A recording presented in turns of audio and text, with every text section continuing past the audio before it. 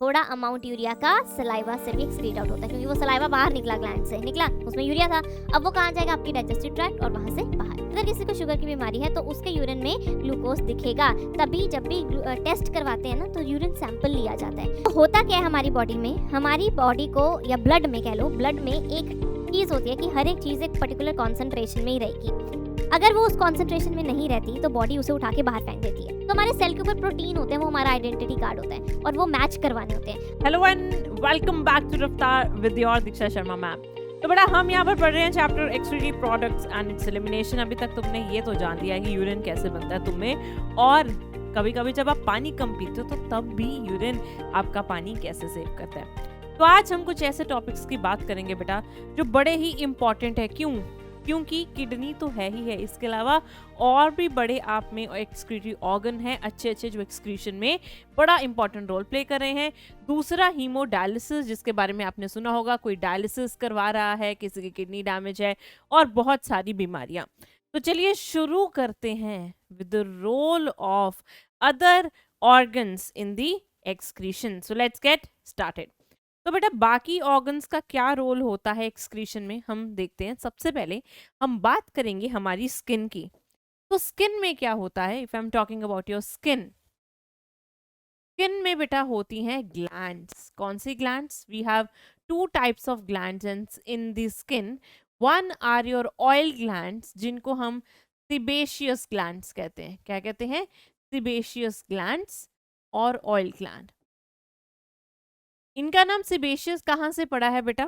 इनका नाम पड़ा है sebaceous because they secrete sebum. क्या करते हैं, क्या बनाते हैं? It produces sebum, produces sebum, जिसे आप ऑयल कह देते हो, राइट? इस सीबम में क्या होता है? This sebum contains sterols, hydrocarbons and waxes. ये स्टीरॉल में बेटा क्या होता है? स्टीरॉल क्या होता है बेटा? आपने पढ़ा होगा डिराइव लिपिड्स होते हैं, किया था ना हमने। तो उसमें हमने किया था एक स्टीरॉइड्स होते हैं। तो स्टीरॉइड में सबसे कॉमन स्टीरॉइड होता है स्टीरॉल, जिसकी एग्जांपल है कोलेस्ट्रॉल। तो बेटा ये सीबम में ये सारी चीजें आपकी बॉडी से बाहर चली जाती हैं and somehow they are also the waste, और एक आपकी बॉडी के ऊपर लेयर बना देती हैं। उसके बाद दूसरी ग्लैंड बेटा आपके पास है स्वेट ग्लैंड। कौन सी ग्लैंड है? Sweat gland. स्वेट ग्लैंड को और क्या कहते हैं? Sudoriferous gland. क्या कहते हैं? Sudoriferous gland. ऑब्वियसली आपको भी पता है ये पसीने वाली ग्लैंड है, तो पसीना ही बनाएगी। It produces sweat. जो आपके बॉडी में स्वेट होता है, जो आपकी बॉडी में स्वेट होता है, ये दो काम करता है। एक, it regulates body temperature.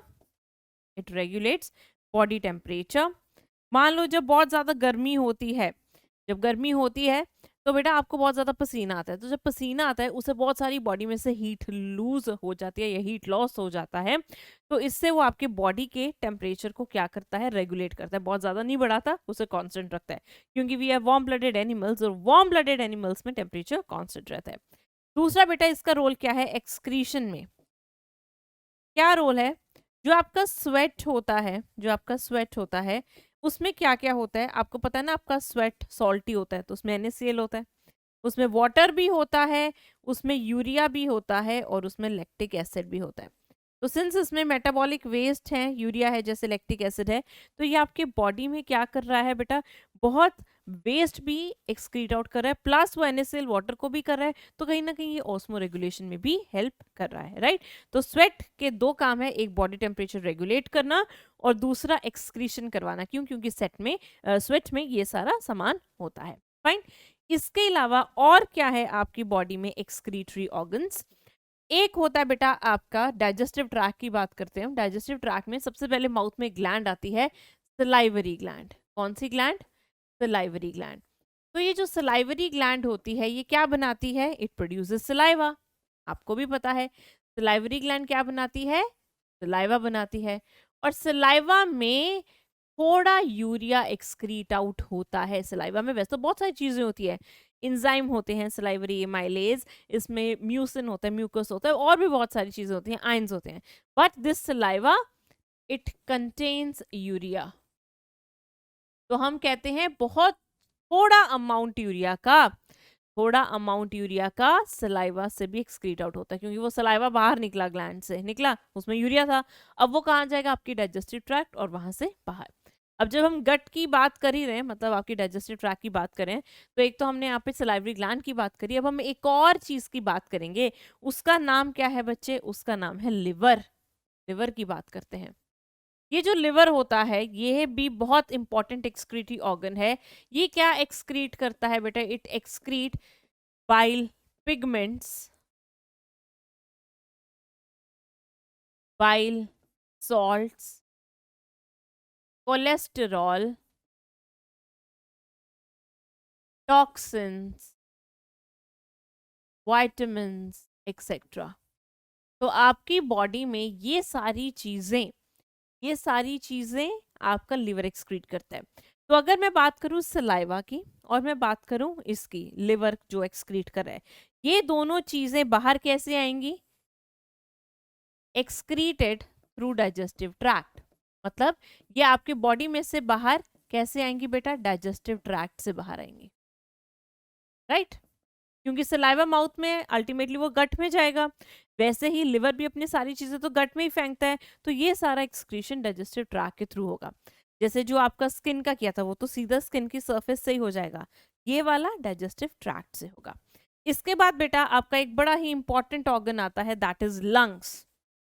Lungs भी yes they also excrete something, क्या करते हैं, it excretes water and CO2।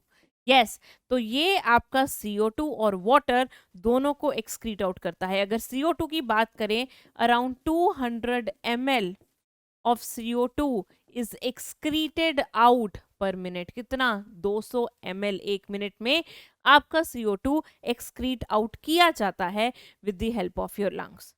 तो लंग भी तो कितना इंपॉर्टेंट काम करें, एक्सचेंज ऑफ गैसेस तो कर ही रहे हैं, उसके साथ साथ एक्सक्रीशन भी कर रहे हैं ना। सो बेटा याद रखना, आपकी जो स्किन है उसमें ग्लैंड्स हैं जो एक्सक्रीशन कर रहे हैं। कौन से gland, salivary gland and sebaceous gland.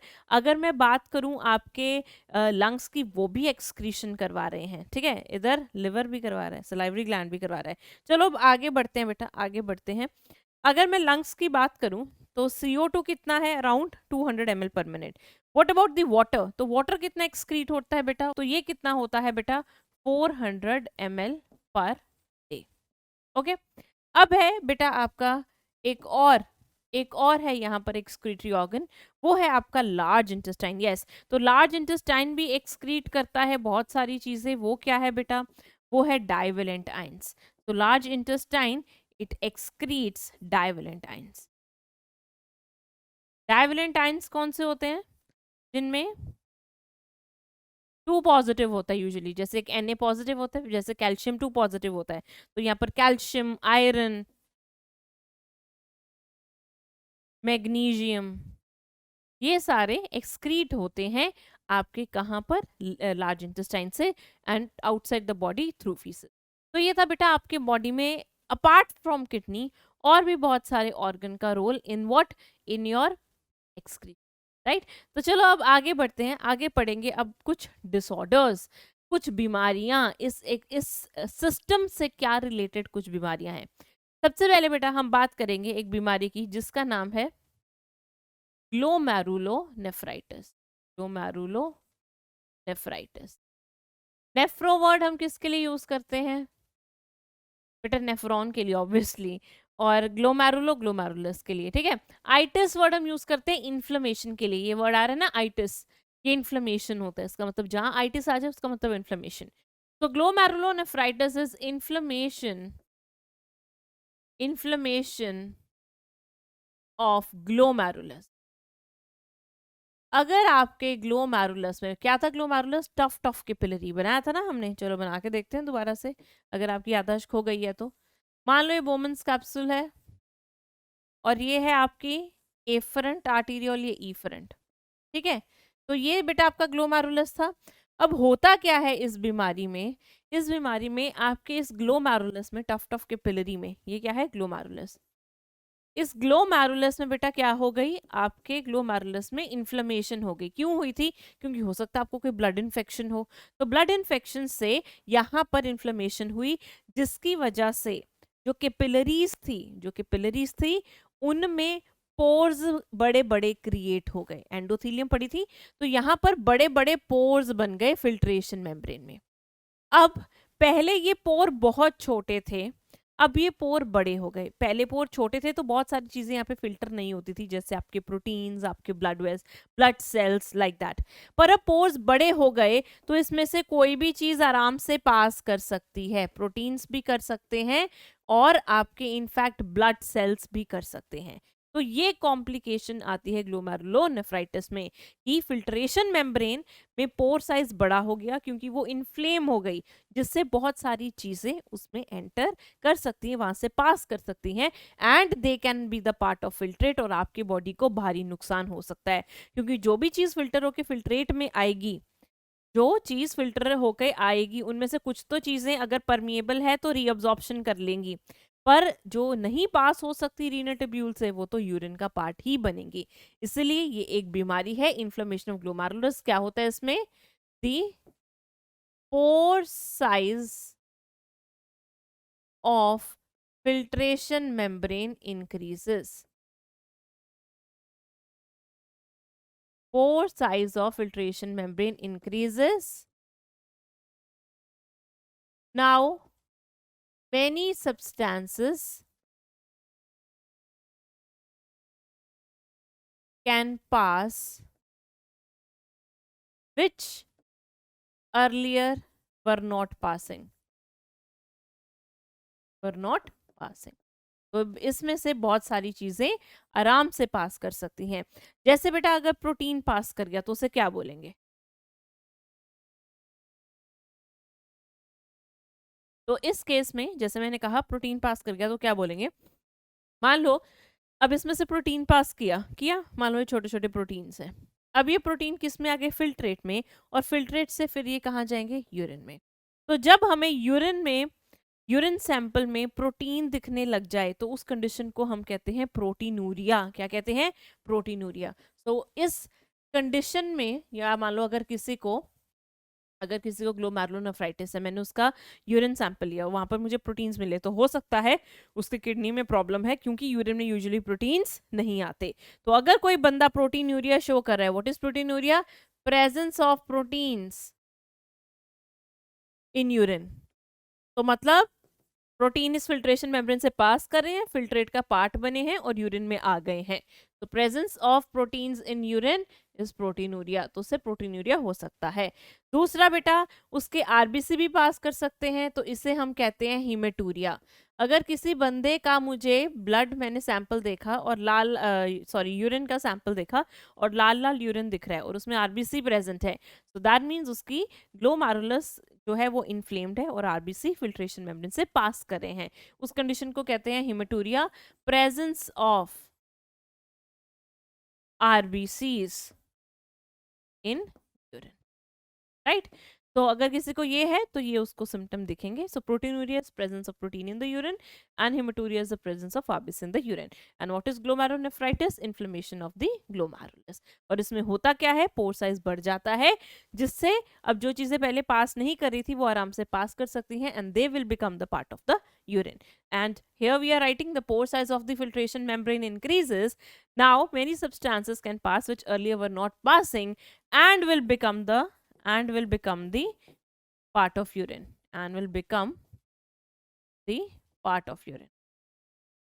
right? I hope बच्चे आपको ये समझ में आ गया होगा। तो हम आगे बढ़ते हैं अगले डिसऑर्डर की ओर। तो अगला डिसऑर्डर क्या है बेटा, अब आपने बहुत बच्चों ने एक चीज जरूर सुनी होगी, किडनी स्टोन हो गए। एक तो स्टोन्स होते हैं गॉल ब्लैडर में और एक होते हैं स्टोन्स आपके किडनी में। तो ये किडनी स्टोन्स तो हम वैसे नॉर्मली बात करते हैं, बट अगर जैसे कि आप आगे डॉक्टर बनोगे, राइट, तो तब हम क्या क्या बोलते हैं डॉक्टर के लैंग्वेज में से, इस बीमारी को हम बोलते हैं रीनल कैल्कुलाई। क्या बोलते हैं बेटा, रीनल कैल्कुलाई। सो किडनी स्टोन्स को हम क्या बोलते हैं, रीनल कैल्कुलाई। तो क्या होता है बेटा इसमें, formation of formation of calcium salts. किसके बने होते हैं ये? Calcium salts. एंड यूजुअली कौन सा होता है ये? Calcium oxalate in kidney, in kidney.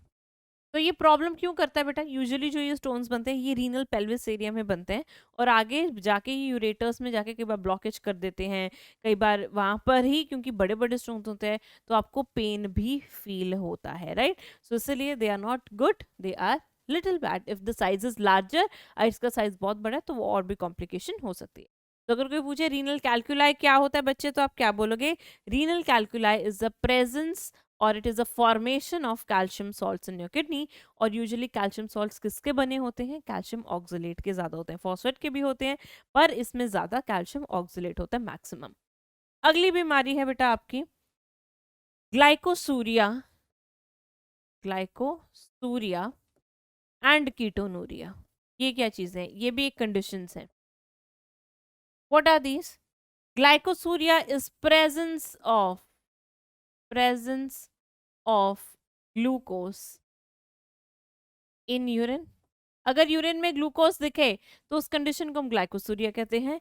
And ketonuria is presence of ketone bodies, ketone bodies in urine. ठीक है, राइट? अब किस कंडीशन में किसी बंदे के यूरिन में ग्लूकोज होगा, मतलब वो ग्लाइकोसूरिया से या ग्लाइकोसूरिया कंडीशन उसमें दिखेगी, या किस किस कंडीशन में उसको कीटोनूरिया कंडीशन होगी?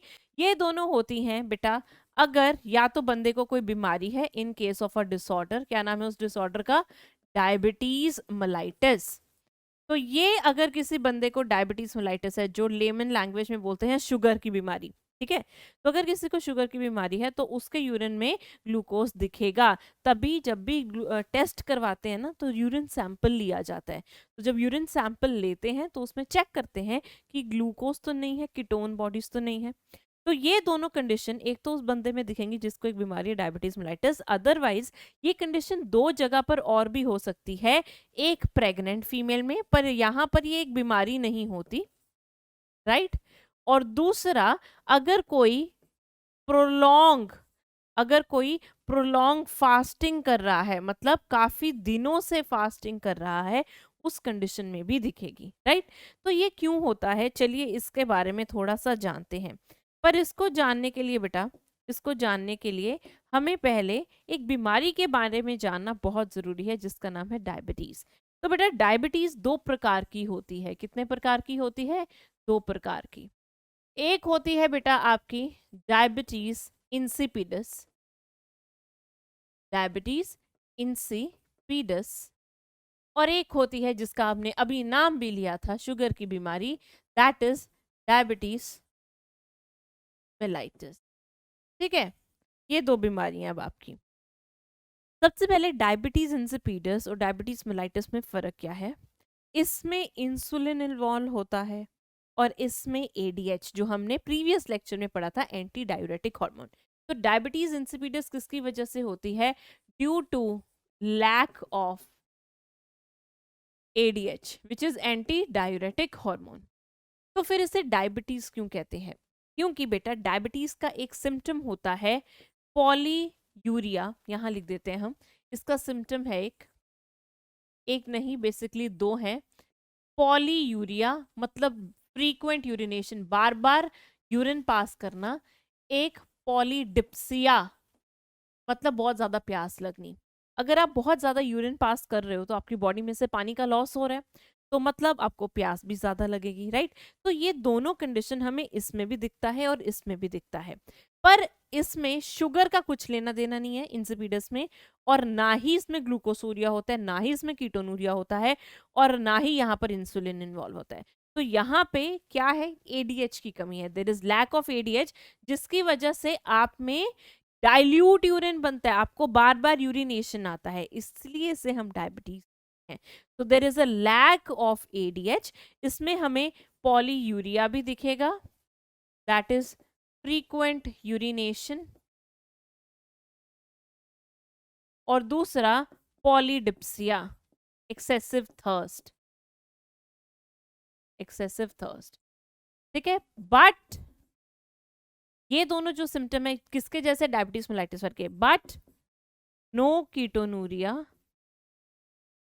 And no glycosuria is seen. Fine. अब अगर बात करें डायबिटीज मेलाइटिस की, ये 2 प्रकार के होते हैं, ये भी आगे 2 प्रकार का है बेटा।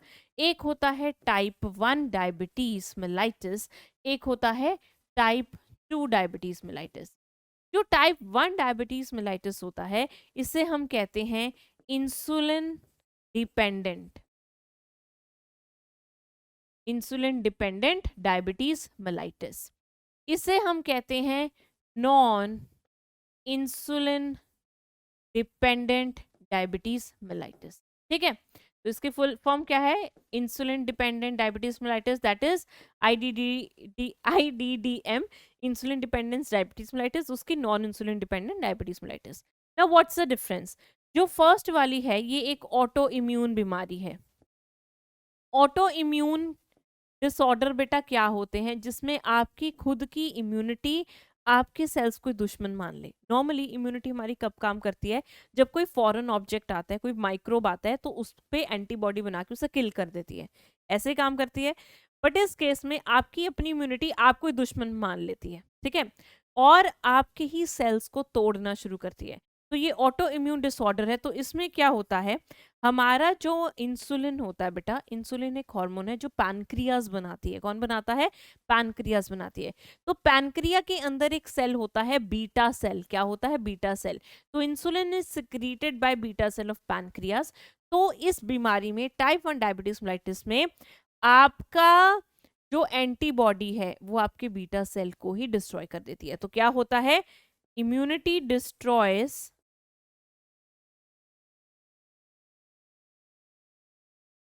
Insulin secreting cells, insulin secreting cells. कौन से हैं बेटा वो cell? Beta cells of pancreas. इसलिए इसे हम बोलते हैं insulin dependent diabetes mellitus. That means उस पेशेंट को इंसुलिन का शॉट लेना ही पड़ेगा, क्योंकि इंसुलिन बन ही नहीं रहा है।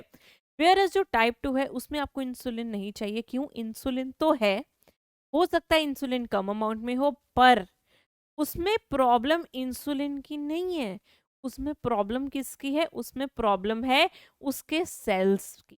अब सेल्स की क्या प्रॉब्लम होती है? देखो एक फंडा समझाती हूँ बेटा यहाँ पे आपको।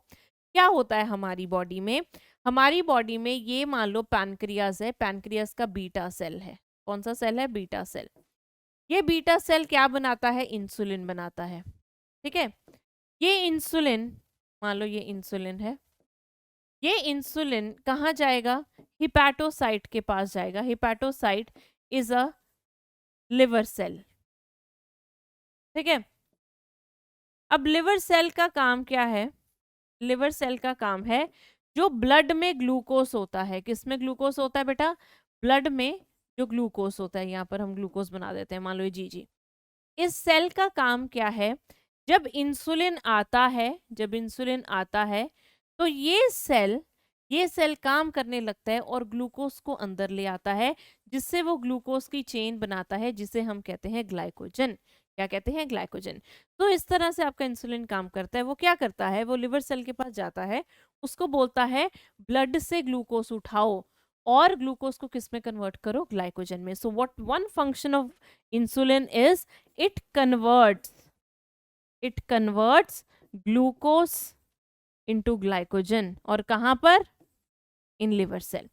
तो अगर मान लो मेरे में इंसुलिन तो है, पर मेरा ये सेल इंसुलिन की बात मानना बंद कर दे, तो मैं क्या बोलूंगी? मेरा जो सेल है वो रेजिस्टेंट हो गया है इस इंसुलिन से, अब वो उसकी बात नहीं मानता है। ये होता है टाइप 2 में। तो टाइप 2 में बेटा क्या होता है? टाइप 2 में क्या होता है? दी सेल्स गेट्स रेजिस्टेंट। और ये क्यों होता है? हो सकता है कि जीन्स में हो आपके, हो सकता है आपका कोई मोटापा है, या फिर कोई और मेडिकल कंडीशन। ओबेसिटी में ये ज़रूर दिखता है, क्योंकि ये लाइफस्टाइल चेंज की वजह से भी होता है बेटा, या फिर आप बूढ़े हो गए हो, ओल्ड एज में भी हो सकता है। तो इन केस में आपके जो सेल्स हैं वो इंसुलिन को उठाना बंद कर देते हैं, जिसकी वजह से आपका सेल काम नहीं करेगा। तो अब डायबिटिक बंदे को प्रॉब्लम क्या आती है फिर, क्यों होता है उसे ग्लूकोसूरिया? इमेजिन करो, इमेजिन करो एक बंदा डायबिटिक है, एक बंदा डायबिटिक है, उसे शुगर की बीमारी है।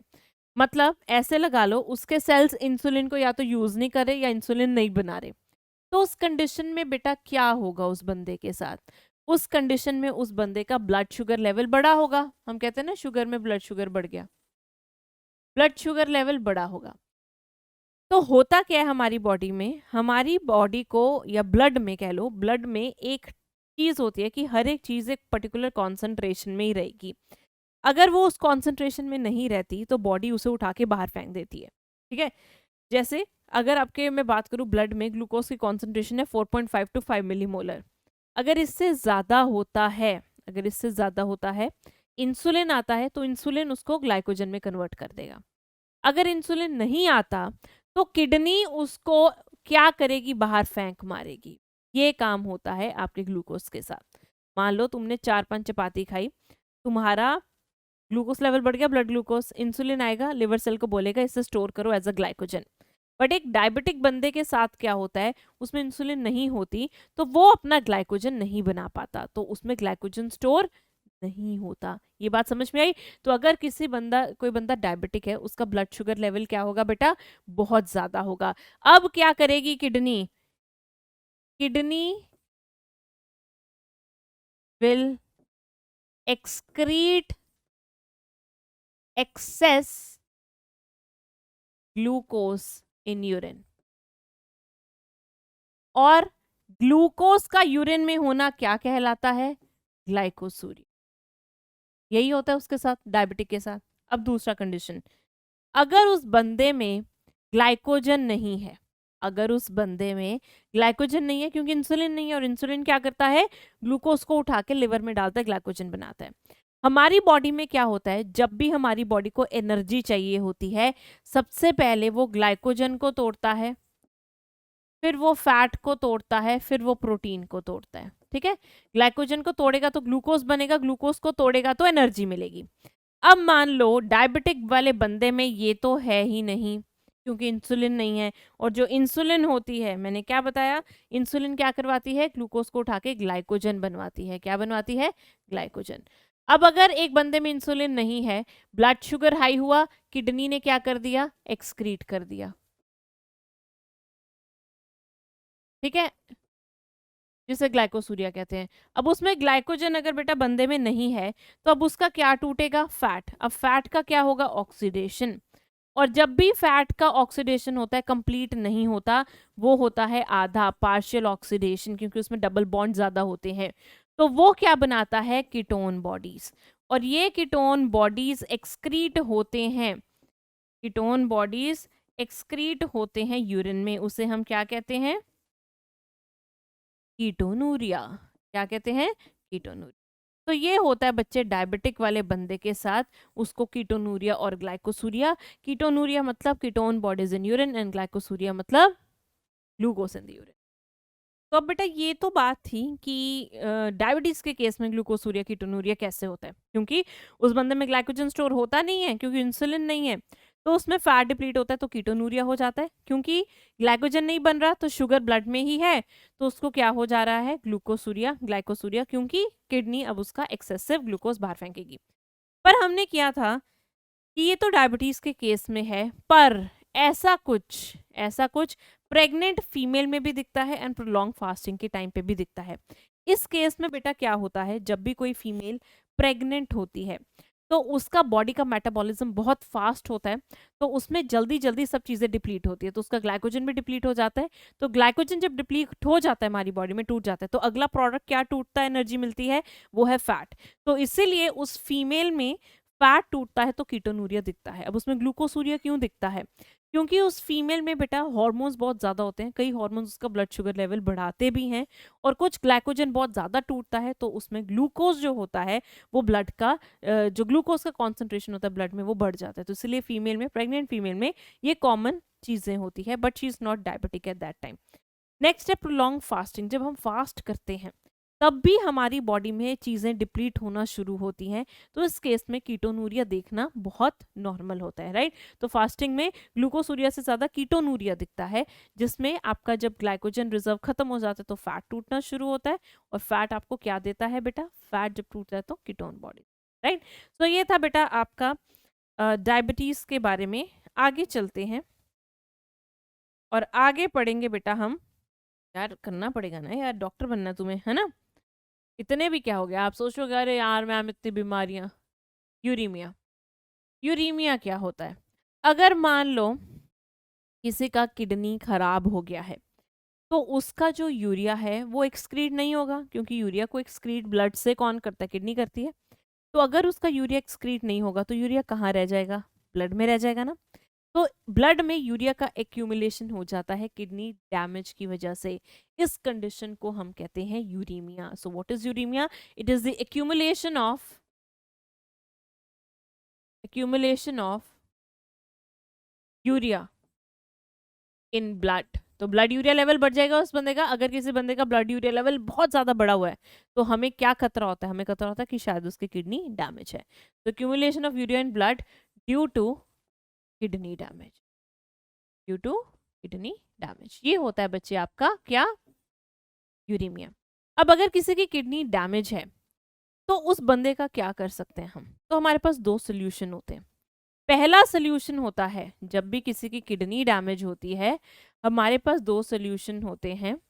पहला सॉल्यूशन है कि हम उसकी हीमोडायलिसिस करवा दें। क्या करवा दें, हीमोडायलिसिस, जिसको हम कहते हैं आर्टिफिशियल किडनी। आपने सुना होगा बहुत लोग हीमोडायलिसिस करवाते हैं, ठीक है। दूसरा हम क्या कर सकते हैं, अगर किसी को किडनी डैमेज है और बहुत ज़्यादा प्रॉब्लम है तो हम उस कंडीशन में उसका किडनी ट्रांसप्लांट भी करा सकते हैं, ठीक है। आपने वो सुना होगा ना, वो जो इंग्लिश गाने गाती है सेलेना गोम्स, राइट। उसको ल्यूपस था, ल्यूपस भी एक ऑटोइम्यून बीमारी है। आपके बॉडी की सेल आपकी इम्यूनिटी आपके बॉडी सेल को ही तोड़ने लगती है। तो उसकी किडनी डैमेज हो गया था तो उसने अपने दोस्त से किडनी ली थी, राइट। तो kidney transplant can also be the option. But kidney transplant जब हम करते हैं तो हम किडनी किससे लेते हैं, तो जो डोनर होता है वो किडनी देते हैं।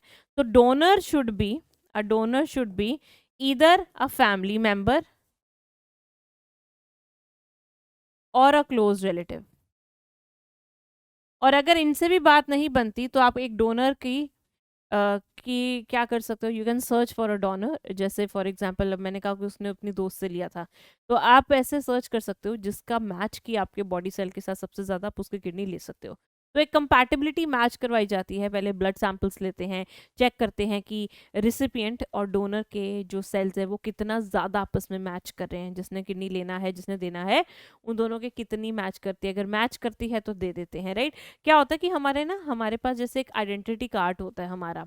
अगर मेरे बॉडी सेल है तो वो किसी के साथ ही मैच करेंगे, मेरे ब्रदर सिस्टर के साथ भी नहीं करेंगे, मेरे मॉम डैड के साथ भी नहीं, और कोई अगर दूर का है तो उसके साथ तो बिल्कुल नहीं करेंगे। पर दूर के कंपैरिजन में मॉम डैड के साथ मेरे या मेरे ब्रदर सिस्टर के साथ ज़्यादा मैच कर सकते हैं। तो हमारे सेल के ऊपर प्रोटीन होते हैं, वो हमारा आइडेंटिटी कार्ड होता है और वो मैच करवाने होते हैं। अगर वो मैच कर गए तो आप किडनी ले सकते हो, फाइन। तो इस कंडीशन में अब मान लो कि आपने डोनर की किडनी ली। तो जब हम डोनर की किडनी लेते हैं तो हमारी जो इम्यूनिटी होती है, हम अब उसको तो फौरन लगेगा ना यार, 100% तो हमारा नहीं है ना। तो वो उसको फौरन लगेगा और हमारी इम्यूनिटी उस किडनी को तोड़ भी सकती है, मार भी सकती है। तो इसीलिए ऐसे कंडीशन में बंदे को इम्यूनो सप्रेसेंट्स पे रखा जाता है। Immunosuppressants are given. Immunosuppressants क्या होते हैं बेटा, ड्रग्स होते हैं जैसे कॉर्टिसोल जैसे, राइट। तो ये क्या करते हैं, ये आपकी इम्यूनिटी को थोड़े टाइम के लिए सप्रेस करके रखते हैं ताकि आपकी बॉडी धीरे धीरे उस किडनी को अपना ले और उसके बाद फिर नॉर्मल कर देते हैं। पर थोड़े टाइम तक रखते हैं उनको वैसे भी इम्यूनोसप्रेसेंट्स पर। तो इम्यूनिटी अगर ज़्यादा काम करेगी तो उसको मार सकती है, अगर वो सप्रेस रहेगी तो उसको प्रॉपरली मार नहीं पाएगी, राइट। तो यहाँ पर किडनी ट्रांसप्लांट के बारे में तो बेटा मैंने आपको बताया कि अगर किसी को किडनी डैमेज है तो वो ट्रांसप्लांट करवा सकता है, फैमिली मेम्बर से ले सकता है, क्लोज रिलेटिव से ले सकता है, दूर किसी से भी ले सकता है, पर उसको मैचिंग करवानी पड़ती है, सभी सेल्स चेक करवाने पड़ते हैं। और इस कंडीशन में क्योंकि इम्यूनिटी बहुत ज़्यादा काम करती है तो इम्यूनोसप्रेसेंट्स दिए जाते हैं ताकि इम्यूनिटी लो रहे और वो किडनी को अपना पाए। अब करते हैं बेटा हम बात हीमोडायलिसिस की। अब ये क्या चीज़ है? पहला ऑप्शन हमेशा यही होता है, सीधा कभी किसी को नहीं कहते चलो किडनी ट्रांसप्लांट करा लो, क्योंकि डोनर का मिलना यार सच में बहुत मुश्किल होता है, और हार्डली कोई किडनी अपनी डोनेट करता है, राइट? अगर दूसरा भी देगा तो उसको भी तो ऑब्वियसली आपका बॉडी का ऑर्गन बाहर जा रहा है, प्रॉब्लम तो आएगी ना यार। तो सबसे पहला ऑप्शन होता है हीमोडायलिसिस। अगर मान लो एक किडनी खराब है, दूसरा आपका काम आराम से कर सकता है, तो ऐसे केस में transplant is not always a good option. और अगर एक किडनी प्रॉपर काम कर रही है तो ठीक है, कोई दिक्कत नहीं है, पर अगर वो भी बेचारी थक रही है तो हीमोडायलिसिस के लिए भी बोला जा सकता है। हीमोडायलिसिस में हम क्या करते हैं? मान लो कि ये एक बंदी है, पेशेंट है, ठीक है, ये एक पेशेंट है, डोंट लाफ ऑन इट, मान लो। अब इस पेशेंट की जो बेटा आर्म है, ठीक है, क्या है? आर्म है, ये इसका हाथ है, इसमें से इसमें ब्लड वेसल होती है, ब्लड वेसल होती है, इस ब्लड वेसल से ब्लड लिया जाता है। मान लो ये रेडियल आर्टरी है, क्या है? ये वाली रेडियल आर्टरी। तो यहाँ से ब्लड लिया जाता है, यहाँ से ब्लड लिया, और इस ब्लड को सबसे पहले क्या करते हैं? ठंडा करते हैं, 0 डिग्री सेल्सियस पर रखते हैं, और इसमें हिपैरिन डालते हैं। क्या डालते हैं? हिपैरिन, ठीक है। तो यहाँ से ब्लड लिया और उसमें हमने एक तो उसको ठंडा किया और हिपैरिन डाला। इन दोनों का काम क्या होता है? Why do you add heparin? Because heparin का काम है बेटा, ये एक एंटीकोगुलेंट है, ये आपके ब्लड को क्लॉट नहीं होने देता। ब्लड की क्या टेंडेंसी होती है? जैसे वो आपके ब्लड वेसल से बाहर निकलता है, उसकी टेंडेंसी होती है वो क्लॉट करता है एक्सपोजर पे, एक्सटर्नल एक्सपोजर पे या एक्सपोजर टू एयर पे। वो क्या करता है? वो क्लॉट करता है, कॉन्ट्रैक्ट नहीं, सॉरी गलती से बोल दिया था मैंने तो वो क्या करता है बेटा? वो क्लॉट करता है। तो ब्लड क्लॉट ना हो इसीलिए हम उसको ठंडा करते हैं, क्योंकि 0 डिग्री सेल्सियस पे ब्लड क्लॉटिंग प्रोटीन भी इनएक्टिव होते हैं, और हिपैरिन डालते हैं क्योंकि वो खुद ही एंटीकोगुलेंट है, वो कोगुलेशन ब्लड की नहीं होने देता। अब ये जो ब्लड है बेटा, इस ब्लड को हम एक आर्टिफिशियल किडनी से यहाँ से पास करते हैं, ठीक है। इसमें क्या होता है? इसमें एक ट्यूब होती है सेलोफैन की। क्या होती है बेटा? सेलोफैन की ट्यूब। मान लो ये सेलोफैन की ट्यूब है, ठीक है, और ये ट्यूब डिप होती है एक फ्लूइड में जिसे कहते हैं डायलाइसिंग फ्लूइड। इसमें डिप होती है, राइट? ये ट्यूब इसमें डिप होती है, अंदर से ये ट्यूब होलो है। मान लो मेरे पास एक ट्यूब है, एक लंबी सी ट्यूब है, तो यहाँ पर नहीं है, सॉरी तो मेरे पास एक लंबी सी ट्यूब है, वो सेलोफैन की बनी हुई है, उसके अंदर से ब्लड पास करेगा, और वो ट्यूब डिप किस में हो रखी है? वो ट्यूब डिप हो रखी है आपके डायलाइसिंग फ्लूइड में, ठीक है।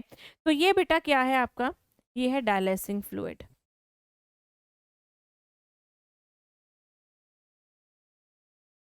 ठीक है। तो ब्लड रेडियल आर्टरी से, कौन सी आर्टरी है ये? रेडियल आर्टरी से सबसे पहले उसमें चीजें ऐड करी गई, फिर ये ब्लड यहाँ पर आया, ये ब्लड यहाँ पर आया, मान लो ये ब्लड है, ये सारा ब्लड इसमें से पास करेगा, ठीक है। और ये जो ट्यूब बनी हुई है बेटा, ये ट्यूब किसकी बनी है? ये सेलोफैन की बनी है, this is a सेलोफैन tube.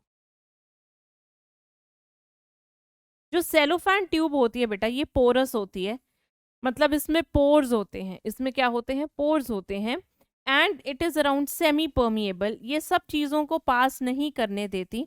For example इसमें से प्रोटीन पास नहीं हो सकते, इसमें से प्रोटीन पास नहीं हो सकते।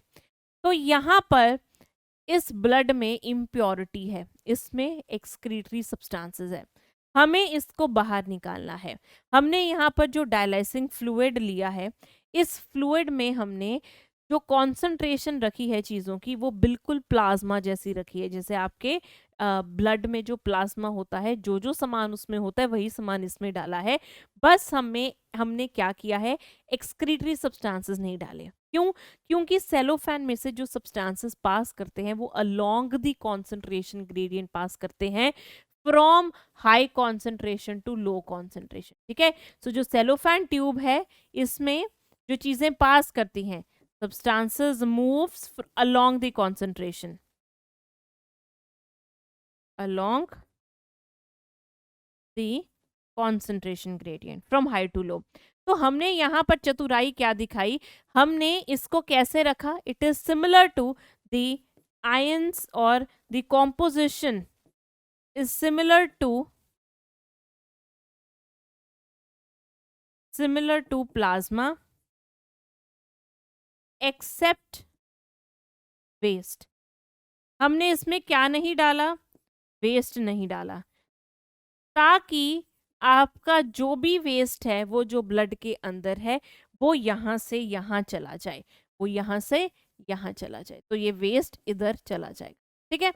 अब ये जो ब्लड है बेटा, इस ब्लड को फिर आप क्या करोगे, इस ब्लड को इसमें मान लो अब ये ब्लड यहाँ गया, अब ये ब्लड में आपने एंटी हिपैरिन डाला. क्या डाला? Anti heparin. उसको वार्म किया, मतलब उसी बॉडी टेम्परेचर पे ले आए, और फिर आपने वापस उस बंदे के ब्लड वेसल में विच इज रेडियल वेन उसमें ऐड कर दिया. मान लो ये उसकी रेडियल वेन है तो उसमें वापस रेडियल वेन में डाल दिया. ठीक है. तो इस तरह से हम उस बंदे का या बंदी का ब्लड प्योरीफाई कर रहे हैं with the help of this technique जिसे कहते हैं हीमोडायलिसिस. और ये जो स्ट्रक्चर है दिस इज आर्टिफिशियल किडनी. इसका नाम क्या है? Artificial kidney. आर्टिफिशियल किडनी में क्या होता है बेटा? आर्टिफिशियल किडनी में एक ट्यूब होती है सेलोफैन की, सेमी परमिएबल होती है, इसमें पोर्स होते हैं, इसके अंदर से ब्लड गुजरता है और ये डिप होती है एक पानी जैसे में, और वो पानी जैसा है डायलिसिंग फ्लूइड. इसका सारा कॉम्पोजिशन प्लाज्मा जैसा ही है with one exception, that is इसमें वेस्ट नहीं होता. राइट. तो चीजें from high concentration to low concentration dialysing fluid में चली जाती. फाइन. आई थिंक आपको ये समझ में आया होगा. आगे चलते हैं. तो बेटा आगे कुछ क्वेश्चंस, चलो इन क्वेश्चन को सॉल्व करते हैं. पहला, malfunctioning of the kidneys can lead to accumulation of urea in blood, a condition called glucosuria, ketonuria, diabetes and uremia. देखो, यूरिया ब्लड में जब होता है, क्यों हुआ? क्योंकि किडनी डैमेज थी. इस कंडीशन को हम क्या कहते हैं? यूरीमिया. ग्लूकोसूरिया, ग्लाइकोसूरिया एक ही होता है जिसका मतलब है ग्लूकोस इन यूरिन. कीटोनूरिया क्या होता है? Ketone bodies in urine. और ये कौन सी कंडीशन में मिलता है हमें? डायबिटीज में. ठीक है. इसके अलावा ये डायबिटीज तो इन्होंने थर्ड दिया ही हुआ है. डायबिटीज में क्या होता है? हो सकता है मेलाइटिस हो, इंसिपिडिस हो, कुछ भी हो सकती है. तो आंसर बेटा इसका क्या बनेगा? आंसर बनेगा 4. नेक्स्ट, स्टोन और insoluble mass of crystallised salts, oxalates etcetera form with in the kidney are seen in. Salt किस में बनते हैं बेटा? उस कंडीशन को क्या बोलते हैं हम? Renal कैल्कुलाई. Answer 3. Kidney damage uraemia के केस में होता है. This is inflammation in glomerulus and uraemia वही हुआ किडनी डैमेज के टाइम पर जब सॉल्ट बनते हैं, स्टोन बनते हैं, तो वो बेटा क्या होता है? आपकी रीनल कैल्कुलाई. ठीक है. तो इसे हम क्रिस्टलाइज सॉल्ट कहते हैं क्योंकि छोटे छोटे सॉल्ट के क्रिस्टल्स बने होते हैं इसमें. Next, amount of CO2 excreted out by the lungs is very simple, 200 ml पर मिनट. आंसर 2. ठीक है. तो कितना ml आपका CO2 एक्सक्रीट करता है लंग बेटा? 200 ml पर minute. Next, sebaceous gland excrete. Sebaceous gland क्या क्या चीजें एक्सक्रीट आउट करती हैं? स्टीरॉल भी करती हैं, हाइड्रोकार्बन भी, वैक्सेस भी. So answer will be all of these. Next, glycosuria and ketonuria और ऑब्जर्व्ड इन हो जाता है थोड़ा स्लिप ऑफ टंग. तो क्या कहाँ कहाँ आपको ग्लाइकोसूरिया कीटोनूरिया दिखता है बेटा? इंसिपिडस में नहीं दिखता क्योंकि इसमें तो ADH कम होता है, ADH की डेफिशिएंसी होती है. So it's seen in the mellitus. So answer 2. Right. चलो, so this was it about your chapter X3D products and elimination. आज हमने बड़ा ही इंपॉर्टेंट टॉपिक्स डिस्कस करे. तो हम मिलेंगे अगली क्लास में अगले नए चैप्टर के साथ. तब तक आप जल्दी से इसकी NCERT पढ़ दीजिए, PYQs लगा दिए, पक्का करके स्टैंप लगा के बंद कर दो. और रिवाइज करना है पर कभी कभी. पर तब तक हम क्या करेंगे? आपका इंतज़ार और आप हमारा करना. अगले लेक्चर में मिलेंगे. Bye bye.